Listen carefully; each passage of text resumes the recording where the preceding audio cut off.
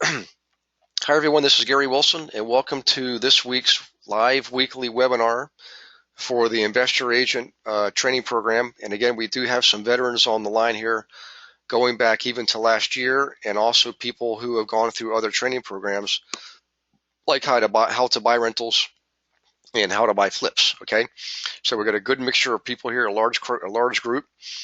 And the subject matter for tonight is screening tenants. I'm going to go over a flow chart with you, and I'm going to send you the link for the flow chart tomorrow. Beverly's going to actually send it with the recording of tonight's webinar. And we're also going to give you a PDF version copy of our telephone pre-screening form that we'll look at tonight, and also the renter or tenant application that we'll be looking at tonight also. Okay, so that's tonight's main subject matter, as well as open Q&A. So again, take the opportunity to ask questions. You've got me, you've got veterans on the line here. Boy, you couldn't have a better opportunity to get your questions answered. A couple of quick announcements. I've got some really nice surprises for you. The subject of our contact management systems has been coming up with pretty regular consistency. Okay, it's pretty regular. And I was asked last week, what did I use? And I always use Top Producer working with clients. Okay, I don't mind the KW systems. I like them, but Top Producer's just been around a long time.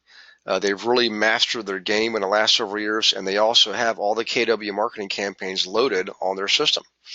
So you have easy direct access to them, and you can put your clients in drip campaigns where they automatically get notified and contacted, so you don't have to be doing so much manual labor.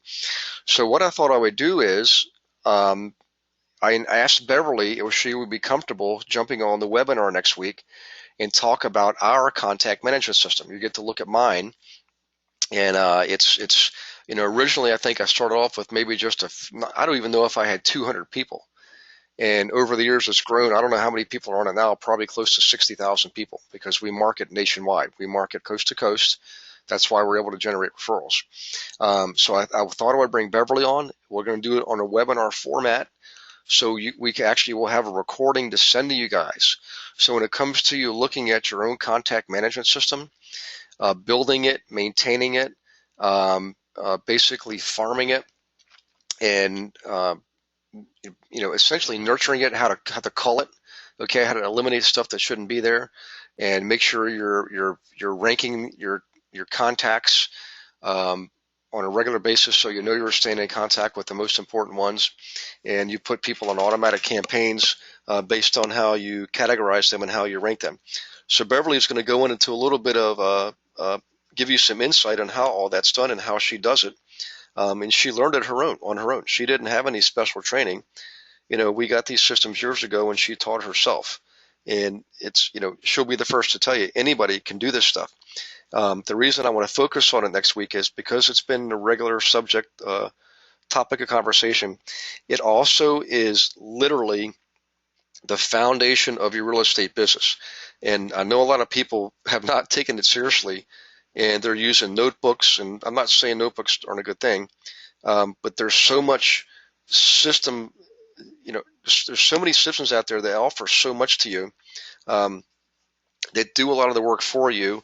It's automated. You don't have to do it yourself, and it will make you a better realtor. So it's that important, and we're going to absolutely focus on it next week. Okay, so that's next week. Now the following week, and I think we're going to have to get the word out on this one, because it's if you think the interview with Beverly is going to be good with the live demonstrations, the following week we're going to have a guy on. His name's Seth Green. He's a friend of mine, lives in Buffalo, New York. He just happens to be one of the top social marketing gurus right now in North America. He's an expert with Facebook, and he's an expert with podcast. Okay, so we've got him contracted for 2 interviews. One we're going to do on the hang on, let me give it a date here, November the 11th. So mark your calendars. You're going to get a guy who charges thousands of dollars an hour to work with people, and he's going to be online with all of us. Okay, not just once, but we're going to do it again. So that the one on the 11th of November is going to be talking about Facebook. We're going to have him on again in December.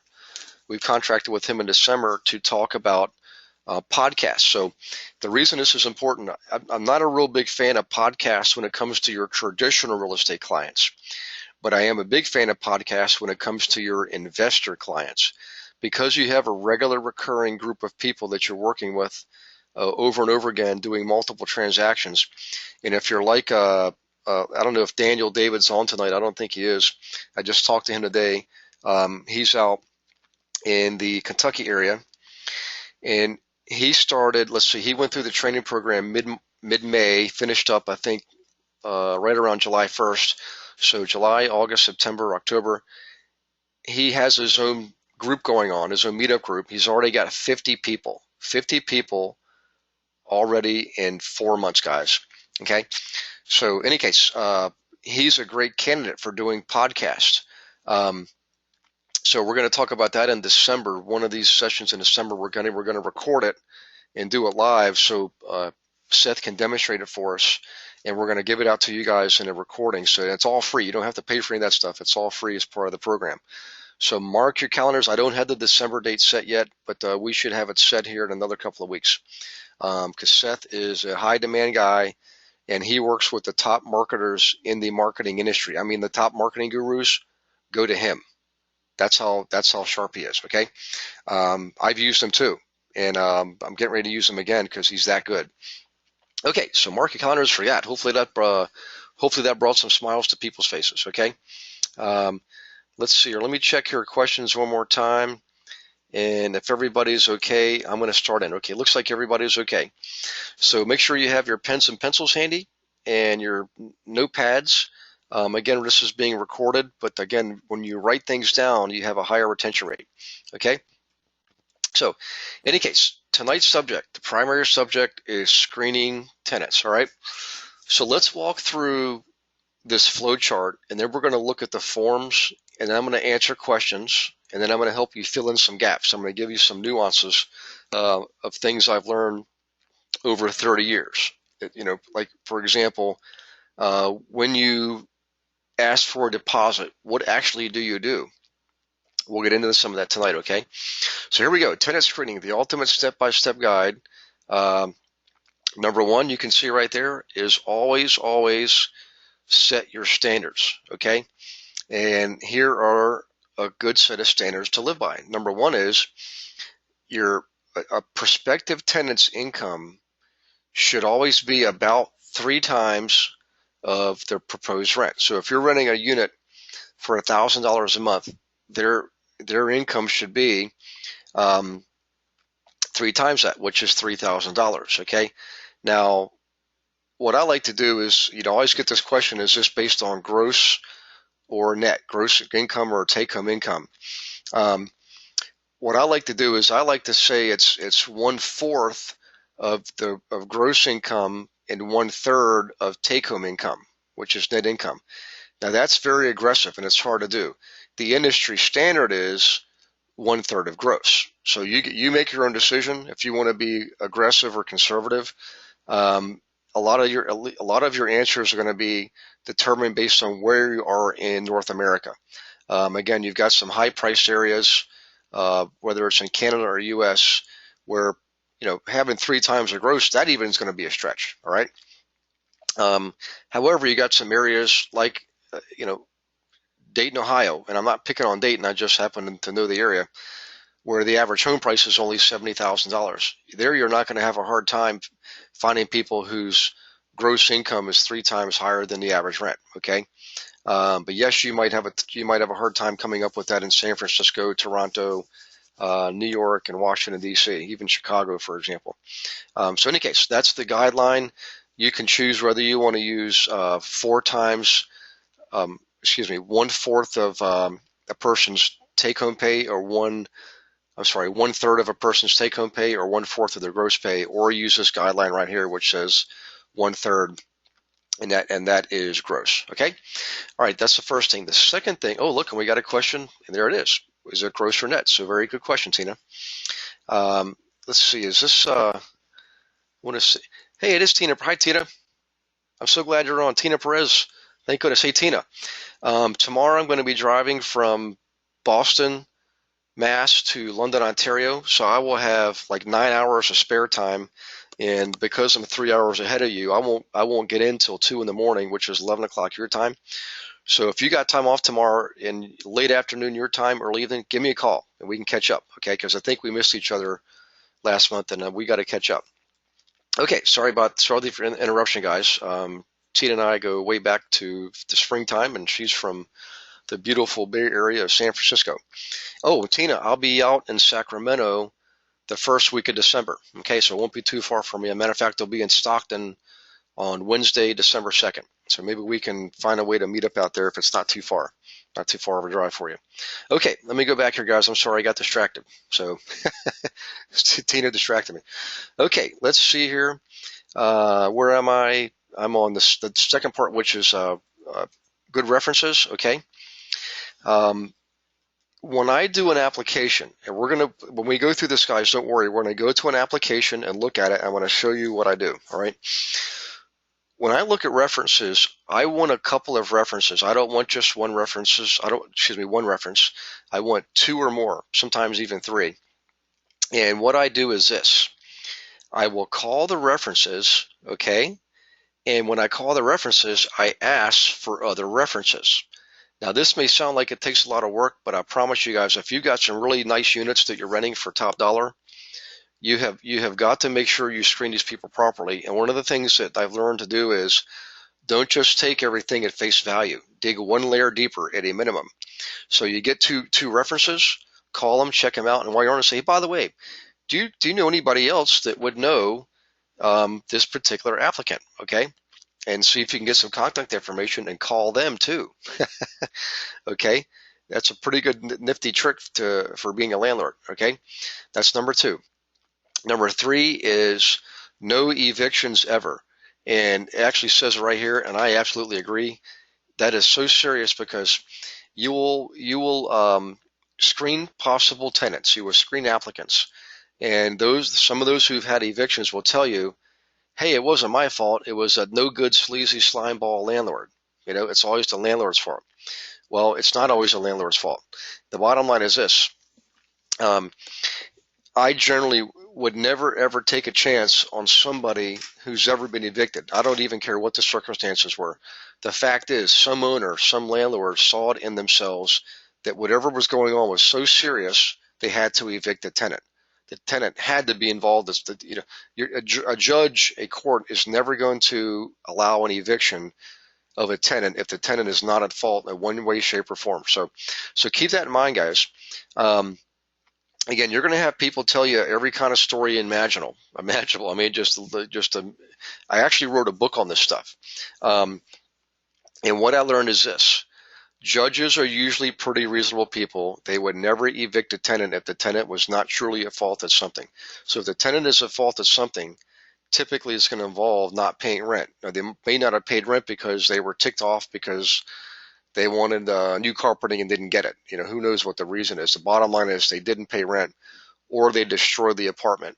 No matter how you slice it, for some reason they got evicted. It can't be good. You don't want to take a chance on them. So that is an absolute no-no. And we are dead serious about that. So I hope you take that to heart.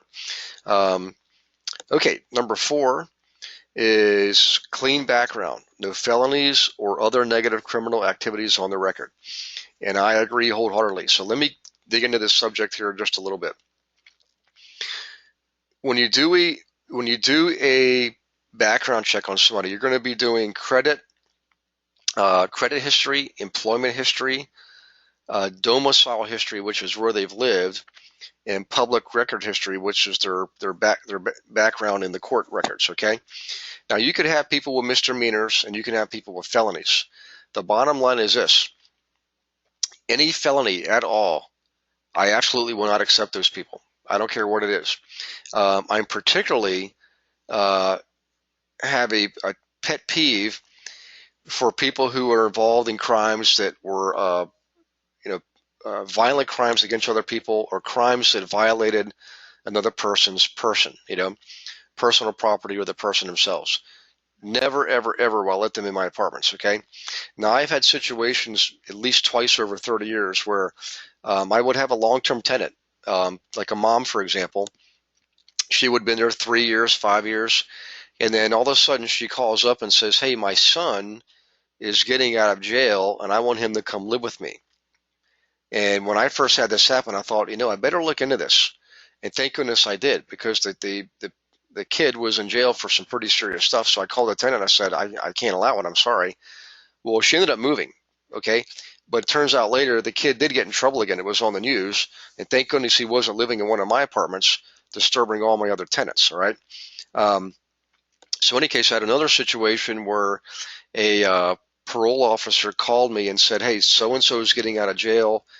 He's going to be living with his mother at such and such an address. I understand you own that. Do you understand your rights? And I said, well, I don't really know, but please tell me what's going on. And he told me they had to disclose what the person did. And again, I refused. I said, no, I can't have you live in this apartment. And I told his mother, obviously, the same thing.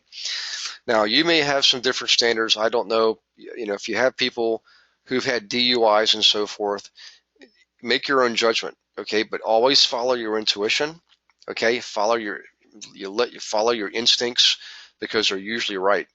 And I just learned to draw the line because I felt like I had a responsibility for all my other tenants in the area.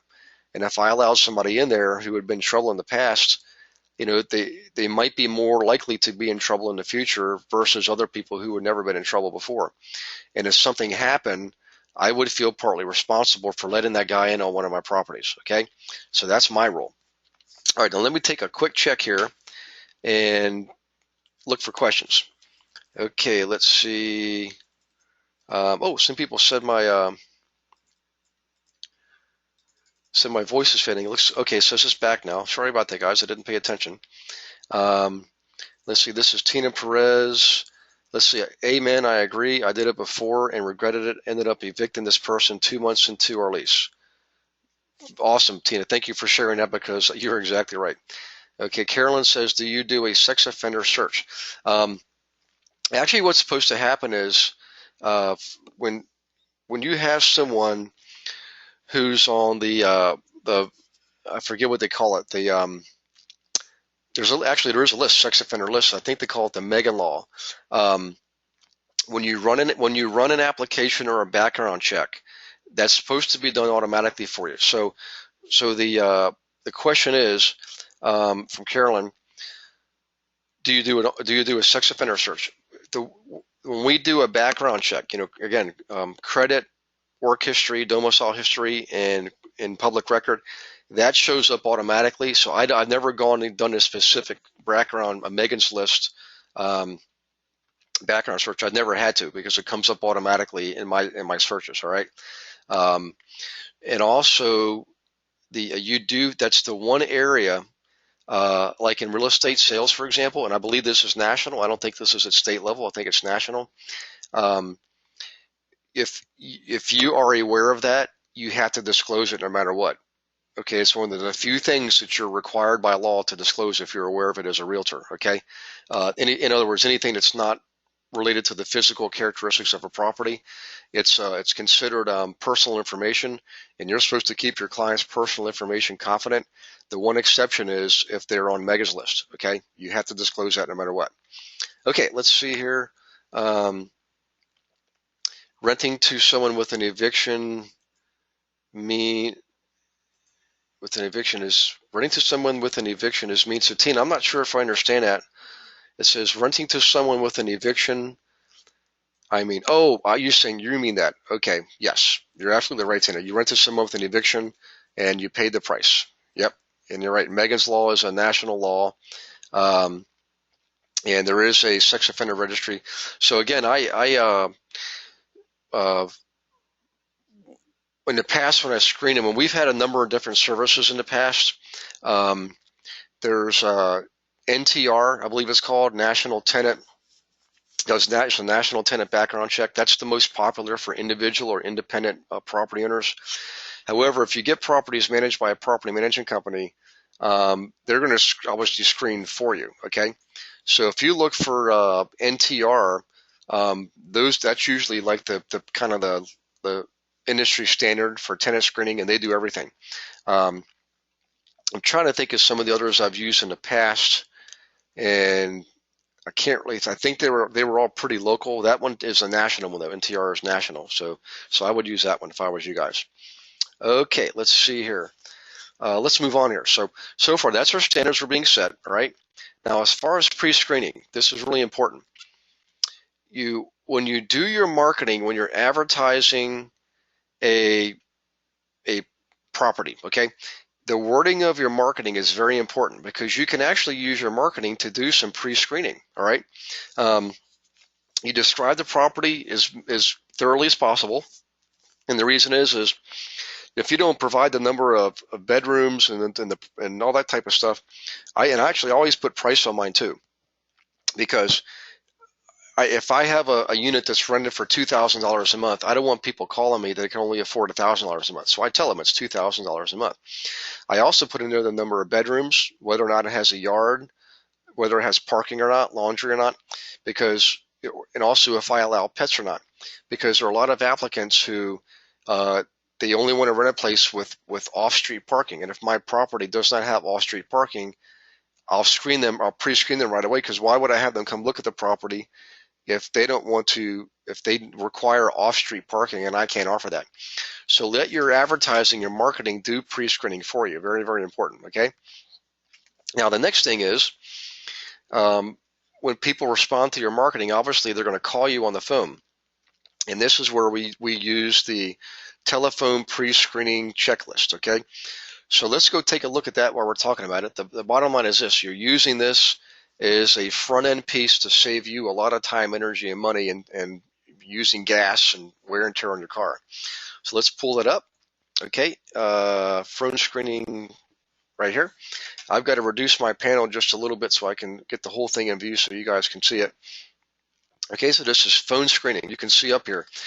When people call you on the phone, whether you answer the phone directly or you return a voicemail, okay, you always want to get all of their basic information. Telephone, by the way, you're really not supposed to ask them how many children they have. That could be construed as discrimination, because familial status is a protected class. So what you do is you ask for how many bedrooms do you require. Okay, always remember that. How many bedrooms do you require? You also want to ask them about their income. Do they have enough for the deposit, and when are they looking to move? All right. You make special notes on that. You can call them back again if you like. I've done that before. All right. Because what I do is I'll do a telephone screening, and if I think they're decent candidates, I will tell them to go by the property, okay, and to call me when they're done, and then do a second phone call. All right. Now, obviously, there's all these, I'll do multiple calls. These calls are actually set up because it's different people. That's all these are. All right. But you want to take notes on things that they said, questions they ask, okay, and you want to kind of rate them a little bit. All right. That's the telephone pre-screening worksheet. Okay, so then they go by to the property. Oops, hang on one second here. Let me go back here. They go to the property. They do a drive-by. They make sure the area is suitable for their needs. They're close enough to school, shopping, whatever the case is. Okay. Now you can agree. They'll call you back, and you do a second phone call to set up the appointment to go see the property. Now, here's a big trick that I learned over the years. I never show apartments to individual people. I never do individual showings on rentals. I always do group showings, and I always do them typically on a Saturday morning from like 9 to 11. Okay. I might do a 1 or 2 weekends during the week if I can get 3 or 4 or 5 people to come by the property in the evening. I just generally don't like to do that. Generally, I like Saturdays because it's daytime. There's lots of activity. More people can come out on Saturdays, all right? So I'll pre-screen several people and tell them, okay, I'm going to be at the property Saturday from 9 to 11, for example, and I set up, and this is important, I write this down, I make the appointments in 15-minute intervals. So one person's at 9, another person's 9:15, 9:30, 9:45. This accomplishes a couple things. It allows you to have some one-on-one time with each person or a group of people, because sometimes they come together with the spouse and the children, okay? And also what happens is they're close enough together where you have some inevitable overlap. And the overlap creates urgency in the applicants' minds because they see, holy smokes, we're not the only ones coming to look at this unit. We really like it. We better make our application and put our deposit down quickly. It works wonders. And the third thing is this, guys. I'm only going out to the property one time to show it. I'm not going 5 and 6 and 10 times. I'm only going one time to show it to 5 or 6 or 10 people, all on the same 2-hour time frame. And the fourth benefit is this. Some people actually don't show up.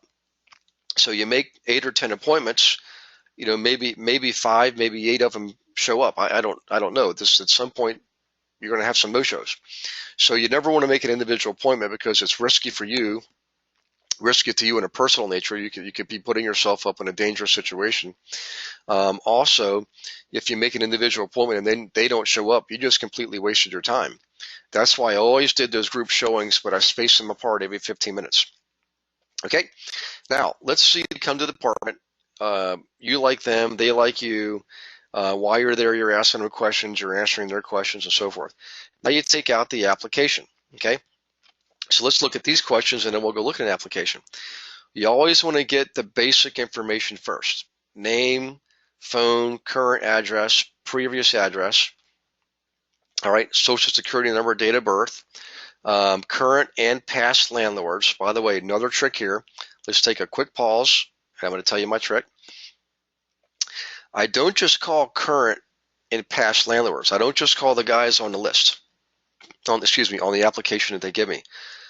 I will also ask them, hey, past landlord, I see that you rented to her 2 landlords ago. Do you have records? Can you tell me who she rented from before you? And if I can find out who the prior landlord is, going 3 deep, I will call that guy too. By the way, when I do the background check, remember their domicile history comes up too. The report will give me where they've lived in the past 5 years, and it could be 4 or 5 people deep. I will look those people up on the county website, see if I can find their phone number, and call them up. And that's done wonders because every now and then I'll find somebody who was basically looking to pull the wool over my eyes, and I was able to stop a disaster from occurring. So always remember that. Call past, current, past, and prior to past landlords, okay? Okay, in any case, moving ahead here, you also want to get employer information and job details, and you want to get it for the last 3 years, so that if they've had multiple employers in the last 3 years, you want all that information, okay? And also put on your forms and your applications, ask them, have they had broken leases? Have they been evicted? Have they had judgments against them, okay? Now, you also have them sign a release, okay? That means you have the right to go check all these references and gather their information and do a background check on them. You have to have their signature saying that you have the right to do a background check on them. Very, very important, okay? So let's go look at the application, all right? And here it is right here, rental application. Everybody over the age of 18 needs to be on this application, okay? Proposed occupants. So if it's 2 adults in their 40s or 50s and an 18-year-old child because they're going to college and home on the summers and weekends, you want the name of it. Anybody over the age of 18. Actually, you want everybody in the house on your application for proposed occupants. What I like to do is if they're over the age of 18, I like to get everybody providing their social security number who's over the age of 18. So you get all that information. You get their current address, the previous address, and the one prior to that. Go 3 deep, right? You get all the people who are going to be living in the home. This is everybody, not just adults, but everybody who's 1 day or older. They're going to put their name and their relationship there, okay? You're going to have them list pets, and we'll save this for a different subject. If I have time, I'll tell you how I feel about pets, okay? You also want vehicle information. Okay, very important. Here's your employment background, okay? Current employer, occupation, and this is 2 slots for 2 adults, for example, okay? You want credit card information if they have it. You want, and this is very important, guys, emergency/personal reference information, okay? Let me backtrack here real quick before I get into that. I want to make sure we cover this correctly. Yes, occupants, pets, vehicle information, employment information, income information, okay? This is a pretty thorough application, but it's thorough for a reason. Credit card application, or excuse me, credit card information, okay? Or any other credit type information. Bank information, okay? Very important. But here's why I always insist on getting very thorough emergency or personal reference information, okay? Let's say you rent the apartment or house to somebody and they're great tenants, and then 2 years later things turn south and all of a sudden they stop paying their rent. And you've got a 2-year history that says they're pretty darn good people. What the heck's going on here? Before you go and file for the eviction right away, what you can do is go to your application, call the people on the emergency contact list, and or call the people on the personal reference list, or call all 4 of them, okay? Because here's the deal. A lot of people actually will put their mom here on personal reference. They'll put their mom. It's the strangest thing, but a lot of them do it. It's crazy. Emergency contact, they are definitely going to put somebody on here who they deem to be responsible and reliable. Now think about that. Responsible, reliable people, and your tenant after 2 years has all of a sudden become unreliable. Well, you go to this list, call these reliable people and say, hey, so-and-so hasn't been paying their rent. We're trying to find them. This is getting pretty urgent here. Can you please help out? Okay, however you want to word it. You basically want to see if they will help you locate this person, get a hold of them. At a minimum, they will turn right around as soon as you hang up the phone, and they will call the person and say, hey, you jerk, these people call me because you haven't paid your rent. You better straighten this nonsense out. And the tenant who's not paying his rent, if this is a parent, is going to be thoroughly embarrassed. And don't be surprised if they don't pay the rent within 24 hours. I love that technique for non-payers, okay? Okay, applicant questionnaire. Here's where you want to get some of their information, like they have ever been locked out of an apartment by a sheriff? Have they ever been brought to court by a landlord? Have they ever moved while still owing rent or having unpaid, uncorrected damage to an apartment? In any case, what they want to do now at this point, guys, is you've got all this information, you've taken a lot of notes here, okay? What I do is I go back to the telephone questionnaire and I compare notes, because sometimes people who are trying to get out of where they are now and get into another place, and partly because they're in some kind of trouble, they will tell you something on the phone interview just to get to go see the apartment that may or may not be true, and they will typically forget about it. So what you do is you go to their application, okay, and you compare what they've given you to what they gave you over the phone, and you've documented on your phone screening questionnaire. So at this point, let me slide my panel back over and look for questions, okay? Let's see, looks like a number of them came in, so hang on one second.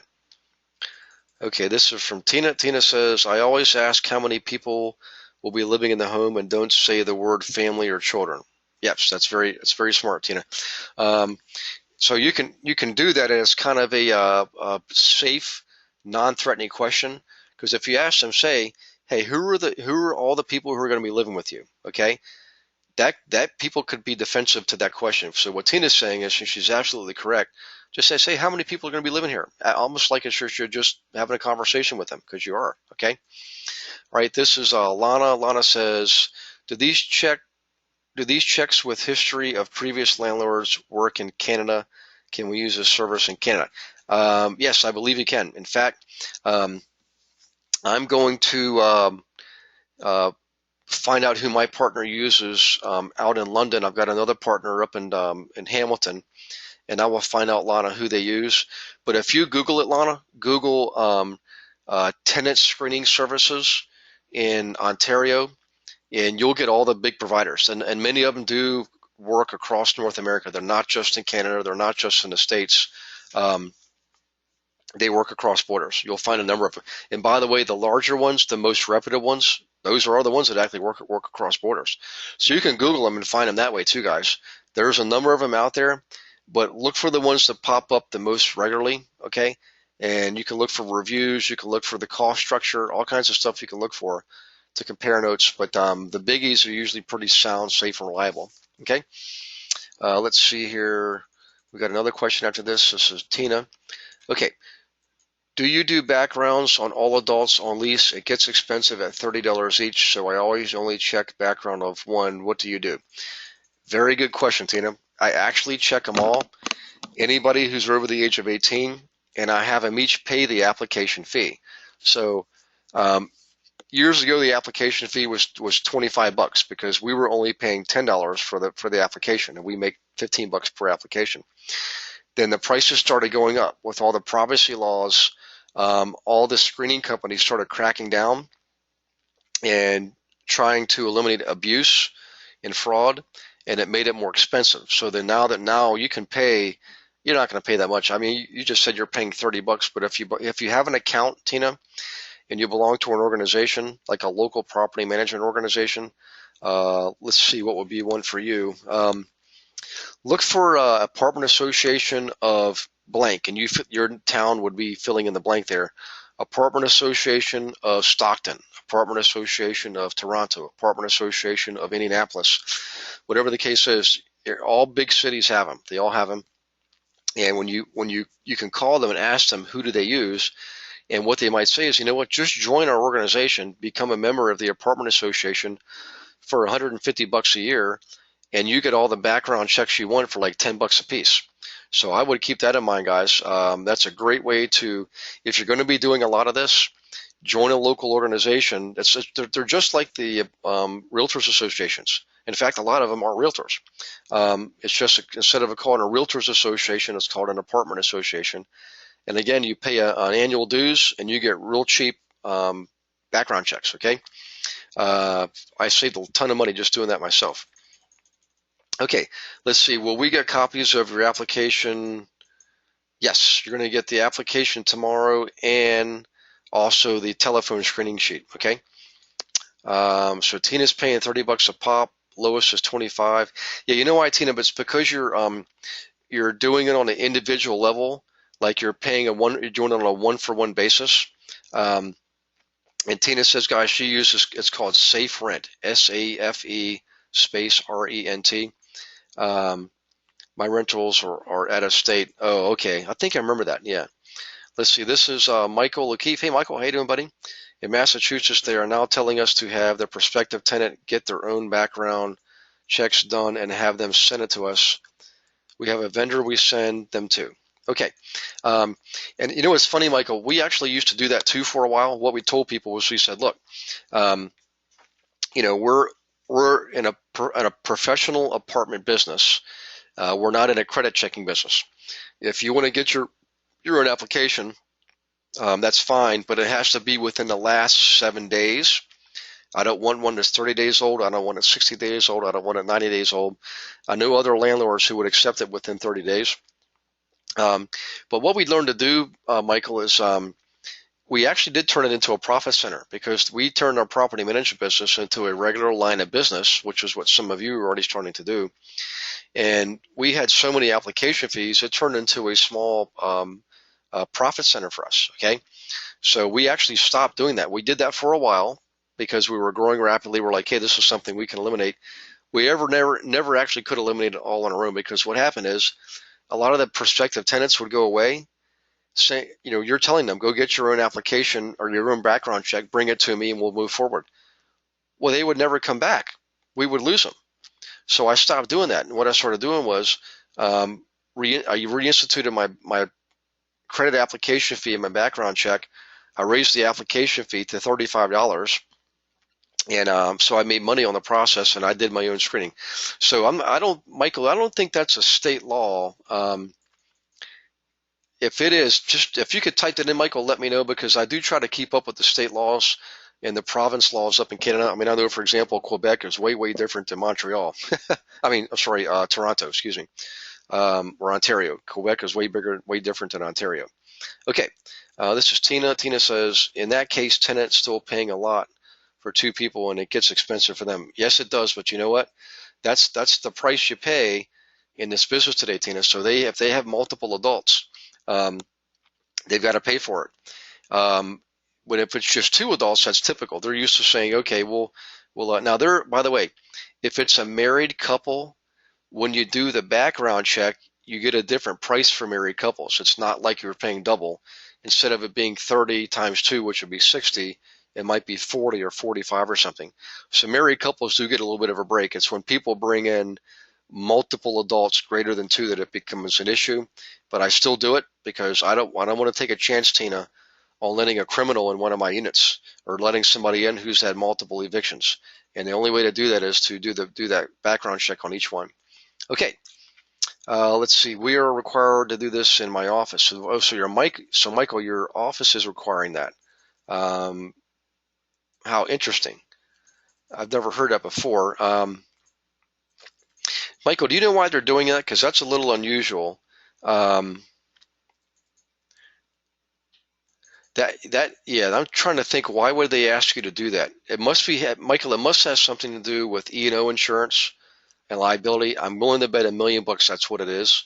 Okay, so if that's the case, and if you're doing leasings through MLS listings through your office, and yes, you would follow those office guidelines.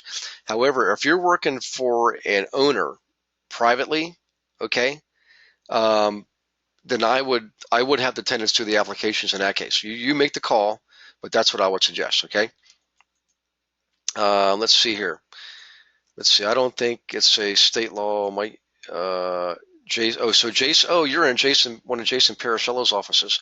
You know what? Yeah, do what he says for stuff that comes through the MLS or comes through the office, but anything done outside of that, like your own clients, I would have them have the tenants, or if you're working for the owner, and have the tenants do the, follow the old way, which is you do the background check and have them pay you. Okay.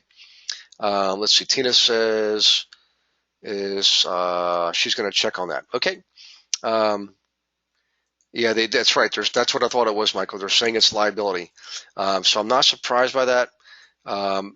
Massachusetts has gotten very tough. For those of you who are in the New England area, whether it's Massachusetts, Rhode Island, Connecticut, or parts of New Hampshire that border on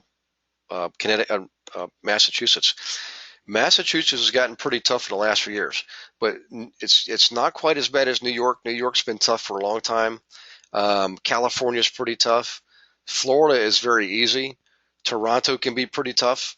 But in any case, the bottom line is, though, you need to always check things out with your owners of the properties of who you're representing.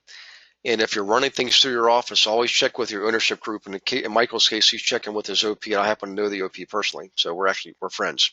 Okay, let's see here. This is Marina. Marina says, in our office, we cannot accept credit report from another company. They have been fraud when people bring in their own credit report. Yeah, so that's a good point, Marina. I never had a problem with people trying to BS me. The problem is they were bringing in old credit reports because they're trying to save money, and in the interim, they've gone out and gotten themselves like a new car or new credit cards, or they changed jobs, things like that, and they're not reporting it, they're not just disclosing it. I just would rather have been in control of running the background checks myself. That's my preference. Okay. Let's see. Also, I don't think we can make a profit on application fees. Again, I would like to find out, Michael, if that's an office policy or a state policy, which I would find very unusual because you have to pay for your time. In other words, when people pay an application fee, they're not just paying for the background check. You actually have to spend time making the phone calls to check the references, to check their employment, check their personal references, check their previous landlords. That stuff takes time. That's why I learned to raise my fees, raise my rates, because I had to pay office people to do this stuff. Okay, so you should be charging money to pay for the services, because the product is the background check. The service is you actually going through the motions of calling everybody. You deserve to be paid for that. Okay, the company will send it directly to us. Oh, I see what you're saying, Michael. Okay, so the tenant gets it done, and they have the company send it directly to you. Now that's how you can avoid fraud and people being misleading. Okay, but you still have to do the work to go through the background check, Michael. So I would still charge these people. You can call it a screening fee or something. I would really be surprised if there was a state law against that. Okay. But we'll find out. Let's find out, and then we'll know for certain. Okay. Let's see. Tom Maloney's on. Hi, Tom. In Jason's offices, you cannot charge an application fee, and it is a liability issue. You can pass on the cost of the tenant. So, again, so that's just kind of what we just talked about there. Okay, so let's do this. Let's go back to the flow chart. All right. So you've got all your information. You're going to go through. You're going to validate all these people, and here's the flow chart for validation. Okay. All right. First off, does the prospective tenant make at least 3 times monthly rent? If the answer is no, yes. Well, can they get a cosigner? Okay. If the answer is no, boom, you boot them out. They do not pass go. They do not collect $200. Okay. Back on the first question, if they do have ample income, they got an income that's at least 3 times monthly rent, and the answer is yes, then you go do the background check, okay? Now, or again, if they can get a cosigner to make up the difference in income. So you would do a background check, okay? First thing is this: if they have any evictions at all on their background check, automatically denied. Don't let anybody in your apartment if they've ever been evicted before.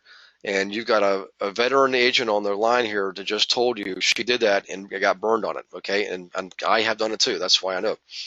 Okay, if there's no evictions on her record, then you do the criminal background check. Okay, if there's a yes on the criminal background check, boom, they're denied. You do not pass go. If there's no criminal background, you go down here to check out your references, okay? If all the references are okay, you've called their mom because mom is her #1 reference, and she says, yep, Johnny's a good boy. Actually, all joking aside, check out the references. And again, go one layer deeper, ask the references for references, and see if you can't get a hold of people one layer deep, okay, one layer removed from the person.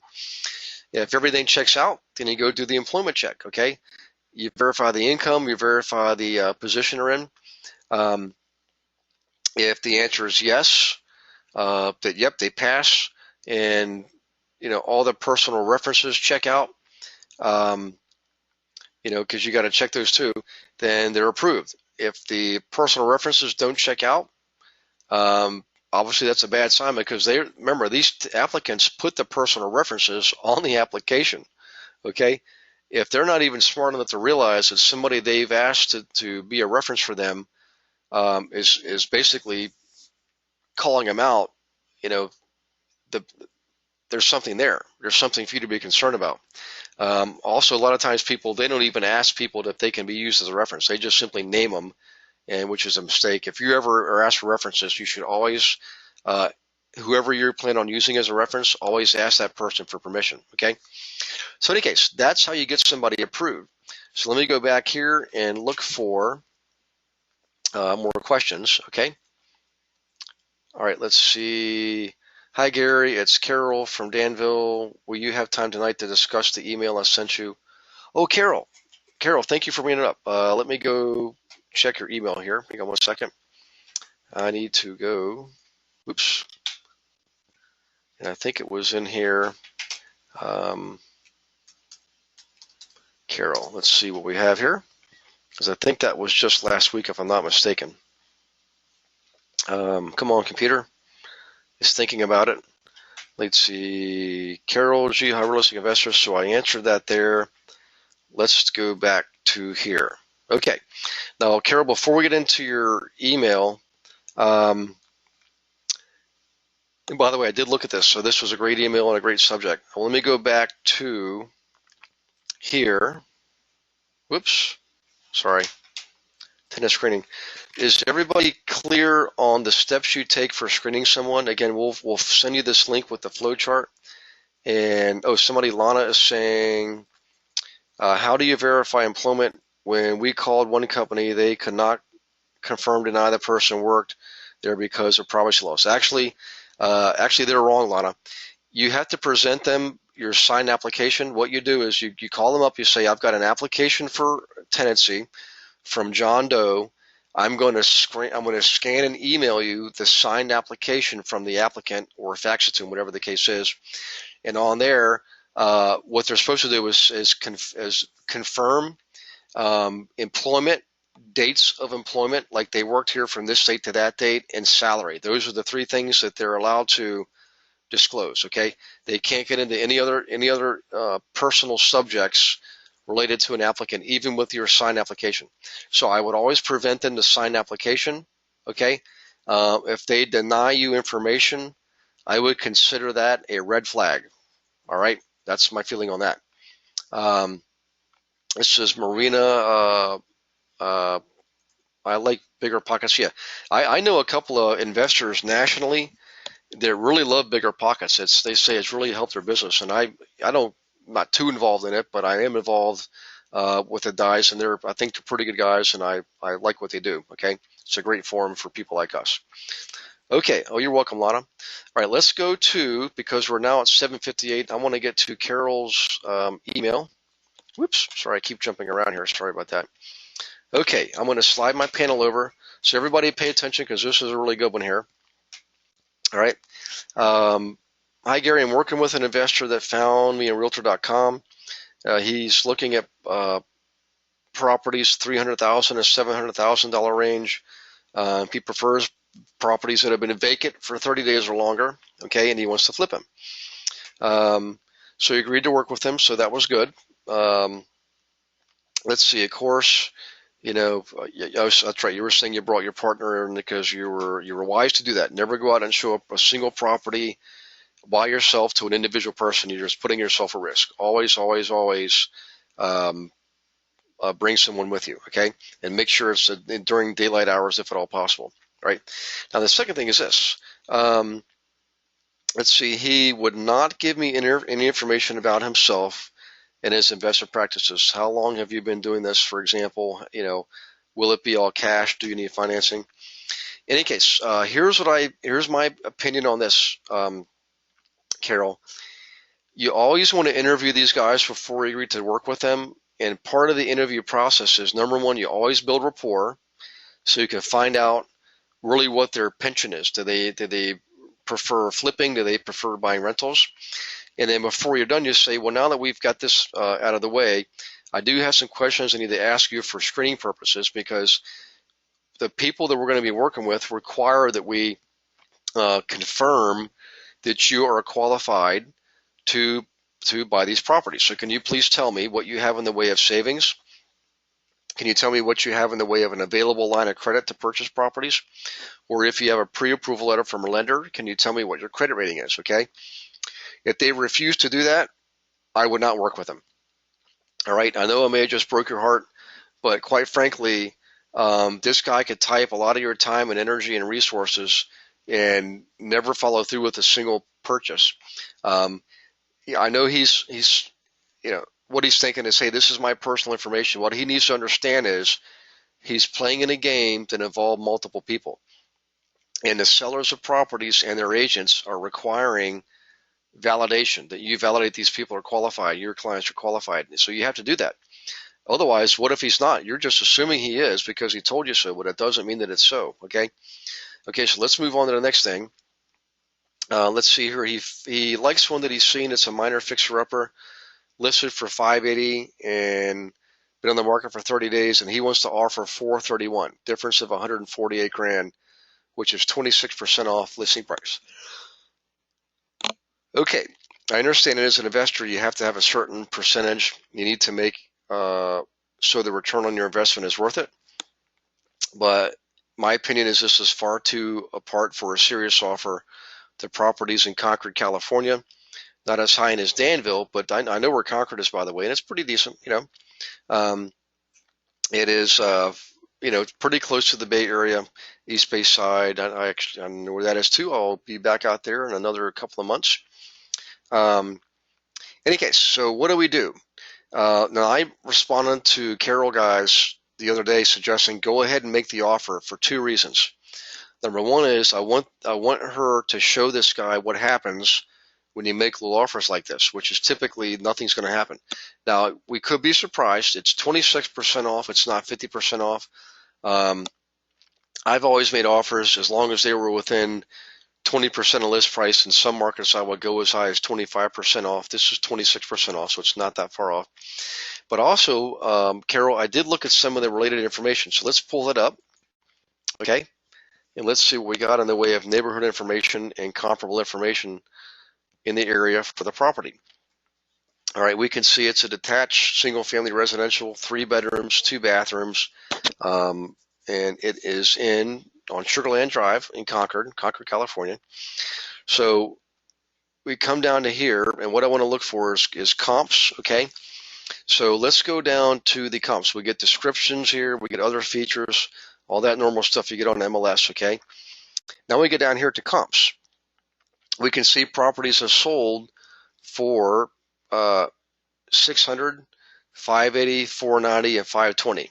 All right, that's a pretty broad range between 490 and 600. That's about a greater than a 15% difference. Okay, so let's look at the ones that have sold for higher prices. Let's look at this one here, the very first one. It's a comp. So this is a subject property, 579,950, which is 580, and 1,364 square feet.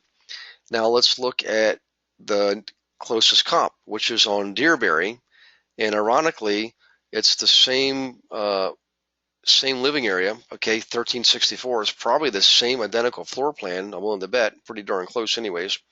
Now the lot is a little bit smaller, but not by much. It's also built in the same time frame, 77 versus 78. But let's look at here, beautifully updated, 3-bedroom, 2-bathroom home. Fantastic floor plan, remodeled kitchens and bathrooms, stainless steel appliances, new countertops, new lights, new flooring. So this looks like a flip, okay, which is excellent news, because what that means is whoever buys Sugarland could likely remodel it and sell it for around the same price. Okay, this is an excellent comp for us. And again, if you look at Sugarland, obviously it doesn't say that it's been remodeled and all that kind of stuff. So if this guy can get this property for 430, 431, whatever it was, that would be pretty good, because you can remodel it and sell it and make a tremendous profit. I mean, he may have to end up paying $450 for it or $475. I don't know. There's no way to know that. But that's another reason why I would get the offer going in. Okay, it's been out there for 30 days. Days on market in your area, Carol, is very short. So 30 days means the property is not priced properly. Okay, we got another one here. Let's see here. Sold for 580 right down the road. That was just at the end of August. This was in September, by the way. So those are two. These are probably our two best comps here. These last two are kind of old. They're back in June and May. So let's just focus on these two. Let's see. Beautiful single-family home located as desirable Walnut Crossings. Let's see here. Charming brick with yard, very well maintained. Okay, just normal comments, nothing real spectacular. Any case, so Carol, what I would suggest is, I would make the offer, okay, and see what the heck happens, all right? Because two things. Either the guy's going to start to get wise, realizing he's going too low on his offers, number one. Number two is the owner of this property is going to start to think, well, maybe my property is not worth that much. Maybe I need to lower my price, okay? And if they lower it by, another 30,000, they go to 550, and your guy makes an offer at 450. That's only 20% off list price, okay? Now you're in the ball game. So let's go back to the email, all right? So in any case, I would make the offer, see how close you can get him in negotiating. And I wouldn't bank on this being worked out, but these guys may come down in price. These guys might go up in price, and you might be able to get that deal worked out. I've learned in the past, Carol, if I can get my people to within 10% of each other, I can make that deal work. I'll figure out ways. There's ways to do it. In fact, Carol, if you get to that point, please call me. Okay, you've all got my cell phone number, and I want to give you some negotiating tactics that you can use to take some of the expenses from the seller side, shift them over to the buyer, so you lower the price. The buyer gets to more of a tax write-off because he's paying more of the expenses. The seller still gets his net difference. That's just one of the techniques I used when I get people close like that. Okay. So in any case, Carol, I hope that helps you. I hope I didn't break your heart, but I hope I also gave you some things to think about. So let me go back to the questions here. Let's see. This is from Marina Wong. Okay. More and more large companies also charge a fee for employment verification and will charge more if you verify income. Is that in that case? I just asked for their pay stub. Yeah. Actually, that's a good point, Marina. So what I do too is I also ask them for verification of income. Could be pay stubs. That's perfectly legitimate in my case and in my eyes. Okay. So in any case, that was another question on the rentals. But back to Carol's email, guys. Does anybody have questions on Carol's email and the comp she showed and my suggestions for her? Carol says, "Thank you. We just had an earthquake." So I guess my information was pretty profound. It was earth shaking, huh? Oh my gosh, I've been in an earthquake before, Carol, and first time was a little bit disheartening because you feel like you're so much like out of control, like you have no control over what's happening. So hopefully that was an easy one that just passed. So I'm glad you're okay because obviously you texted us, you questioned us. So I'm assuming you're okay. Hopefully that was a minor one and that was all you're going to see. Okay, guys, let's see. It is 8:09. We had an excellent session tonight. We got to focus on one subject completely.